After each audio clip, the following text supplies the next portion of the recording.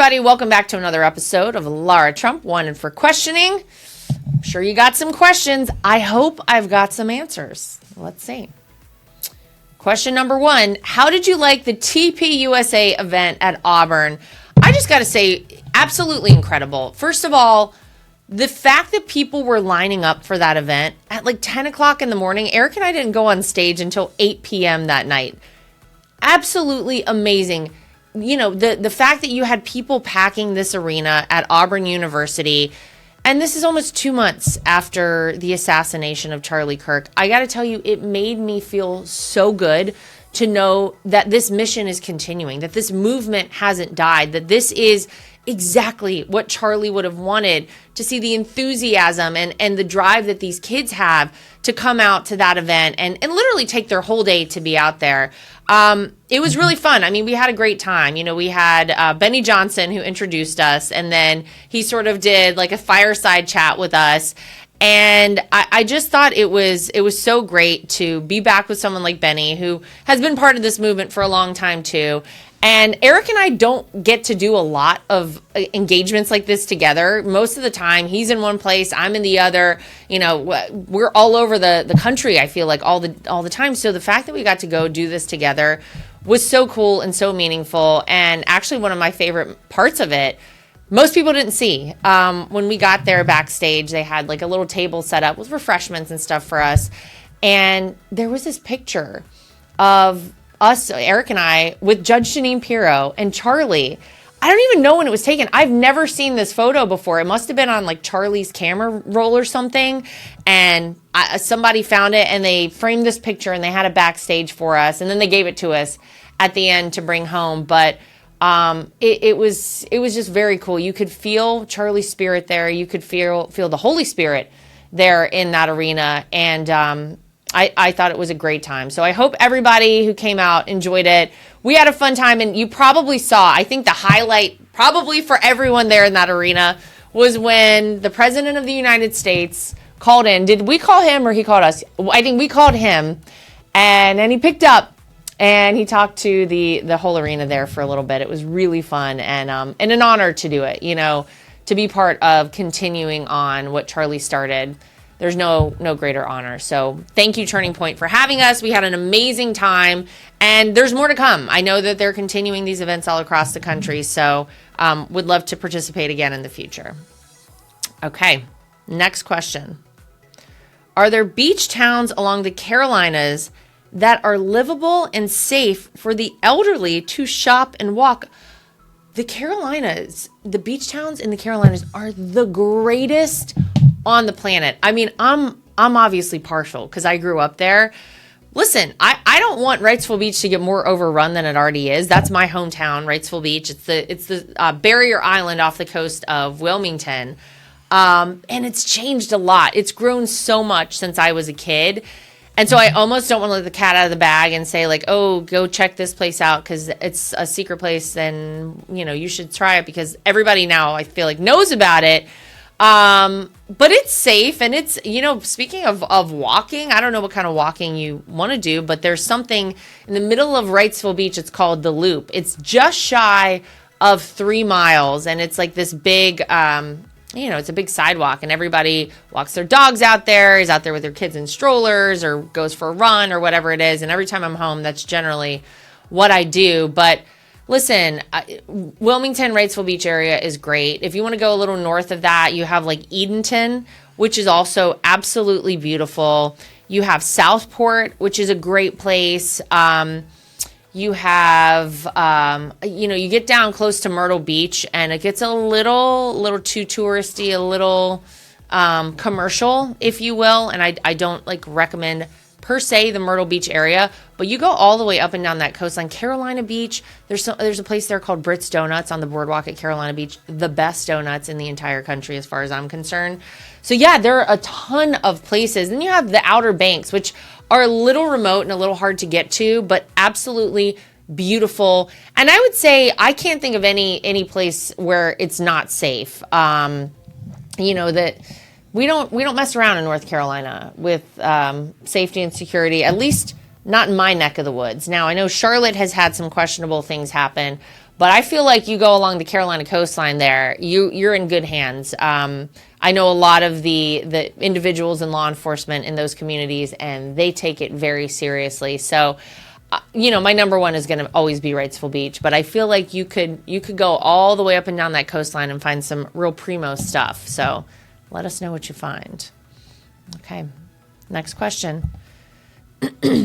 What did you think of Erika Kirk's interview? I assume this is the one with Jesse Waters.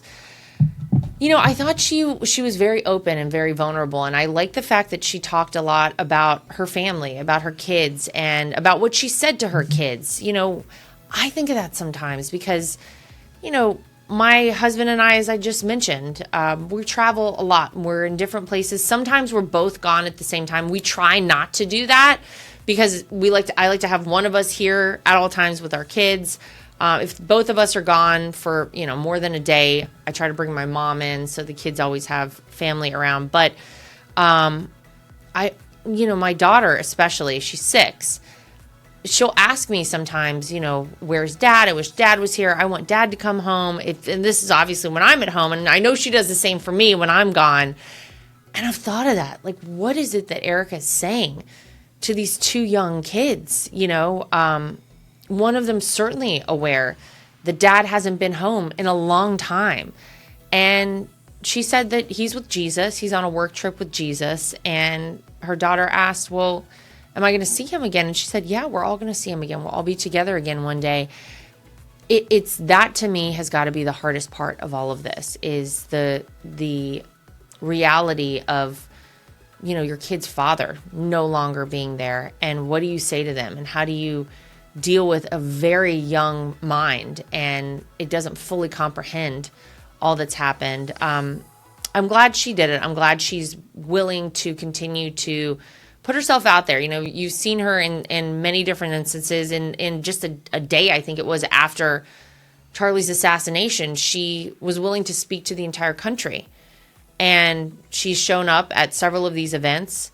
I know she received an award at the Fox Awards show last week as well. And so she's still out there. She's continuing, like we all are trying to, I think, where Charlie left off. And I'm glad that she's engaging with everybody, because I think a lot of us worry about how she is and what's going to happen with all of it, with her family, with Turning Point.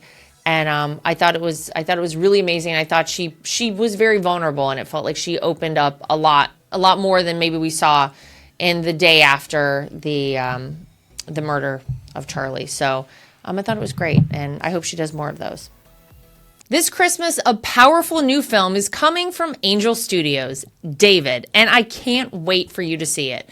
David is an animated musical about the shepherd boy who becomes Israel's greatest king, a story of courage, faith, and divine destiny. The animation is breathtaking, the music is beautiful, and it reminds us that even the smallest person can do something extraordinary. If you love The Prince of Egypt or The King of Kings, this film delivers that same beauty, music, and heart. The perfect experience for the whole family. Before it hits theaters on December 19th, you can start the journey now with Young David, the prequel series that shows how David learned faith, courage, and leadership as a boy. This is the kind of storytelling families have been waiting for. Meaningful, high quality, and full of hope. Go to angel.com/Lara. Join the Angel Guild and stream Young David today. Plus, get 2 free tickets to David this Christmas. MyPillow is excited to announce they're having their biggest 3-in-1 sale ever with a limited edition product, a back-in-stock special, and a closeout deal you won't find anywhere else. MyPillow bed sheets only $29.88, any color, any style, and any size, even kings. The regular price is $119.98. Now they're only $29.88. And once they're gone for good. My towels are finally back in stock, but not for long. Get a 6-piece My Towel set, regularly priced at $69.98. Now only $39.98. And for the first and only time, get their limited edition premium My Pillows made with Giza cotton and a designer gusset. Queens $17.98, Kings only $19.98. Also, for a limited time, when your order is over $100, you get free shipping plus $100 in free digital gifts. So go to mypillow.com or call 800-839-8506 and use promo code TRUMP. Use your promo code for the best offers ever. Quantities are extremely limited, so order now. That's promo code TRUMP. Next question. How do we prepare for the midterms after the election results last week? All right, so let's talk about the election results. First of all, blue states, I mean, it doesn't get bluer than New York City, maybe San Francisco, I don't know, but probably about the same. These are areas that we knew were going to remain Democrat. The idea that a Republican had a chance there, yeah, it was very intriguing, especially if you looked at the president's results from last year, from just a year ago, and you said, well, wait a minute, every state in America got a little bit redder. Every area moved a little more to the right, and we picked up a little more steam in a lot of these places, New Jersey being one of them, Virginia being another one. But they're long shots. They're blue, and most of the time they're going to remain that way. And I think what typically happens with elections is that people are generally inspired to come out and vote because of emotions. And the Democrats are feeling all the feels right now. They got a lot of emotions, and they're very mad that Donald Trump won in the fashion he did. They're also mad, despite the fact that everything he's doing benefits all Americans, including them, that he's scoring so many wins that he's not for a second on defense in that White House. He's fully on offense. He's just like doing all the things that are necessary to ensure this country is on the right path. And quite frankly, the entire world is back on the right path. So I think they're real bitter. They're real angry. And he calls out all the crazy stuff on the left all the time. And they don't like that. So they were inspired to come out and vote. No doubt about it.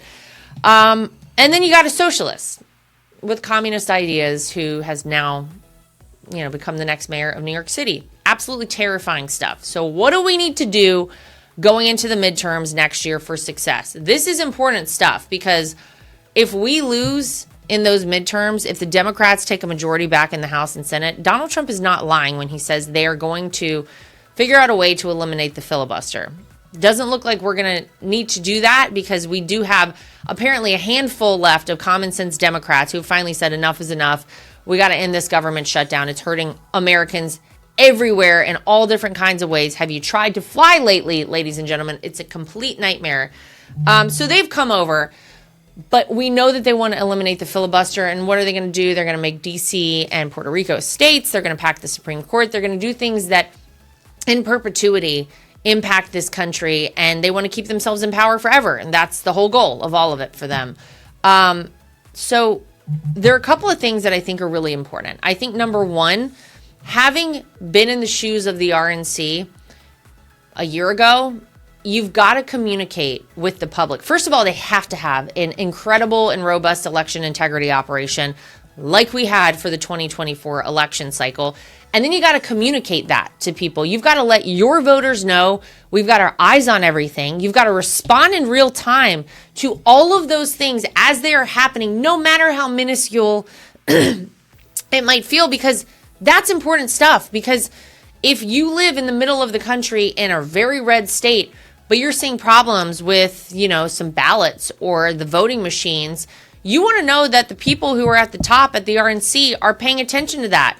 Because if they're not paying attention to that, then you say, well, are they going to pay attention everywhere else? We got to communicate with everybody, and we have to deal in a moment's notice with any problem as it arises. So you're going to need volunteers. We had 230,000 of them last year. We had 6,000 attorneys last year. I don't know that you need that many, but you need a big group of people who's willing to go out, work as poll watchers, poll workers, and ensure election integrity. And then you got to send a warning out there to the people who want to get nefarious. For the ballots and suitcases type people, remember those kind of people? Send them a message that we got eyes on things, and if you try anything that's problematic, we're going to hold you accountable, and we're going to prosecute you to the fullest extent of the law. Now, on top of that, we're going to have to engage with the low propensity voters again. This was a very big thing that we did last year. So what I mean by that are voters who are not coming out for every single election. These are voters who typically come out maybe every other presidential election or every third presidential election cycle, not that inclined to get involved, especially in like a midterm election. We need those voters to come out. So you have to make sure you call them. You have to make sure you door knock them. You identify them and you make sure they turn out to vote. We need ballot chasing, which means that we are helping people, reminding people in a legal way, not like the Democrats do it. They love the illegal stuff, the ballot harvesting, even when it's not legal, they love to do that. We should ballot harvest everywhere it is legal. But you got to chase those ballots. You got to go knock on people's doors and say, hey, you have a mail-in ballot in your mailbox. Why don't you fill it out and why don't you mail it back? And I'll wait here to make sure I remind you to do it if you need me to. Or I could drive you to a polling location and help make sure you get there so that you can vote.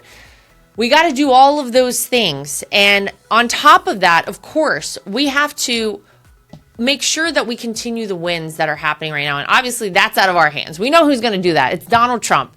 And we're already seeing win after win for this country. So in my mind, if people want to see those wins continue and we have to remind them of that, yeah, things are great. You got gas under $3 a gallon in a lot of places. Would you like that to continue? Then you need to get out and you need to vote for Republicans in these midterm elections. We do all of those things, and I think we're going to be in very good shape come next November. We fall down on any of those things, and I get a little nervous about where we're going to end up. But it's got to happen. We've got to win these. This has to be another blow the doors off type of win. And heck, I'd like to pick up a few more seats in both the House and the Senate. So I don't think it's completely out of the question. Let's see what happens. Okay, final question. How do you prefer Florida to New York? Like many New Yorkers, we're leaving the city for somewhere in the South after the Mamdani win. Yeah. Well, you know, I warned Vivek Ramaswamy about this. He's running for governor of Ohio.